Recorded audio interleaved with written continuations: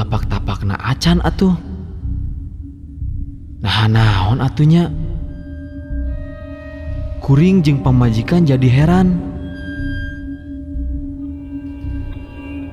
Kuring jeung pamajikan teu loba ngomong. Ngan ukur bisa silih teuteup.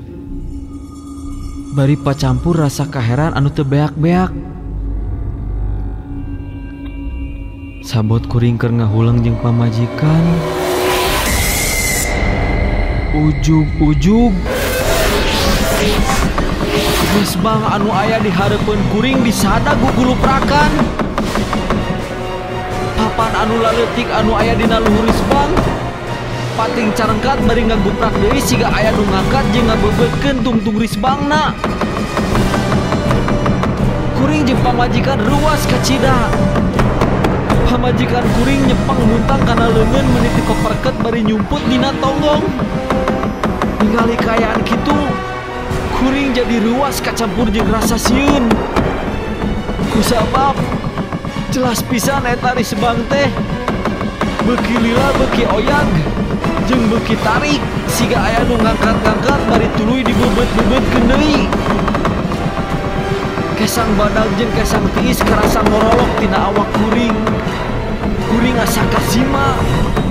Katambah kaayaan di kamar teh puguhna mah poek. Pamajikan kuring memetot bari ngajak lumpat di eta kamar. Kuring nurut.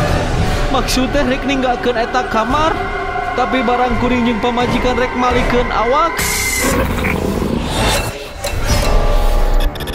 Katempo saliwatan ku kuring jeung ku pamajikan. Katempo aya anu ngabeleg-beg hideung cicing di juru kamar.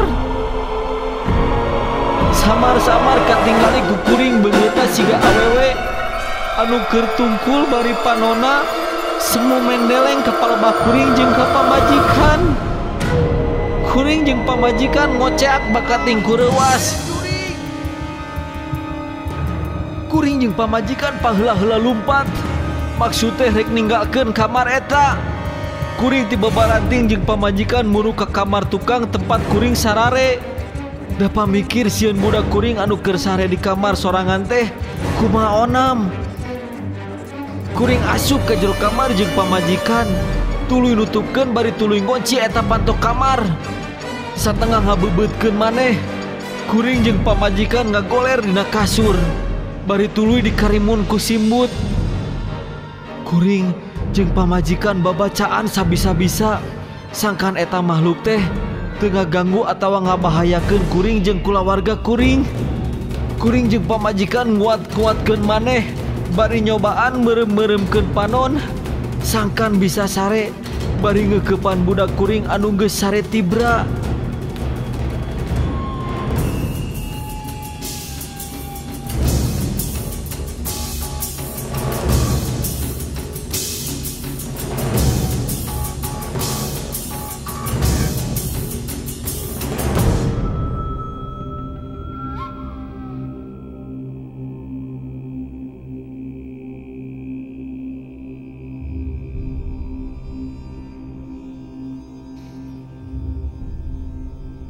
Isukna kuring jeung pamajikan nyaritakeun kajadian anu kaalaman tadi peuting ka tatangga sakitar.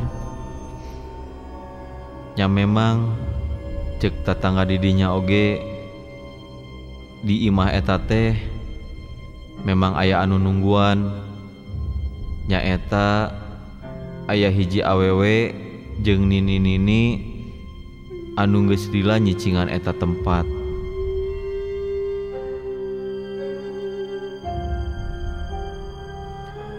Ari anu nini-nini mah moalna naon, malahan manehna resepeun ka budak leutik. Ngan memang ari anu awewe mah rada jail, sok ngaganggu jeung sakapeung mah sok nembongan. Ngadenge kitu kuring percaya kana omongan pamajikan kuring. Ngan kuring teu bisa kukumaha deui.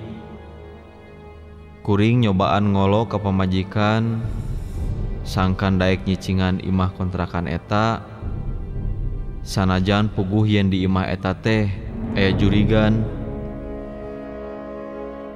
Kuring jeung pamajikan jeung budak nyobaan nguat-nguat maneh nyicingan eta imah. Tapi ti harita asa beuki mineng kuring jeung pamajikan nempo atawa manggihan hal-hal anu goib teh. Anu akhirna pamajikan geus teu kuat deui cicing di eta imah kontrakan. Manehna maksa pindah deui ti eta imah. Nya akhirna kuring jeung pamajikan balik deui ka imah mitoha anu aya di Curug Dago nepi ka ayeuna.